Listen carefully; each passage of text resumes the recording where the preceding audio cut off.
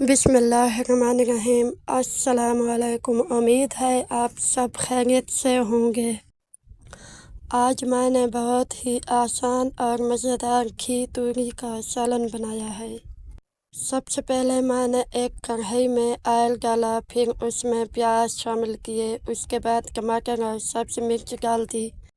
پھر میں نے دھو کر کٹی ہوئی گھی توری شامل کی۔ اس کے بعد میں نے نمک، ہلدی، خشک دھنیا، زیرہ اور گرم مسالہ ڈال کر سب چیزوں کو اچھی طرح مکس کیا، پھر ڈھکن لگا کر ہلکی آنچ پر پکنے کے لیے چھوڑ دیا۔ کچھ دیر بعد جب میں نے ڈھکن اٹھایا تو سبزی نے اپنا پانی چھوڑ دیا تھا اور تمام چیزیں اچھی طرح گل چکی تھی۔ پھر میں نے چمچ سے اچھی طرح ہلایا اور دوبارہ ڈھکن لگا دیا۔ آخر میں جب پانی خشک ہو گیا تو مزیدار گھی توری کا سالن تیار ہو گیا۔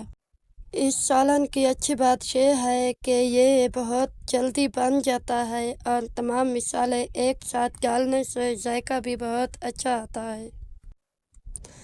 چھوٹی سی ٹپس: سبزی ہمیشہ اچھی طرح دھو کر استعمال کریں۔ سبزیاں تازہ ہوں تو سالن زیادہ مزیدار بنتا ہے۔ ہلکی آنچ پر پکانے سے ذائقہ بہتر آتا ہے۔ کم پانی میں پکانے سے سبزی کی اصل خوشبو اور ذائقہ برقرار رہتا ہے۔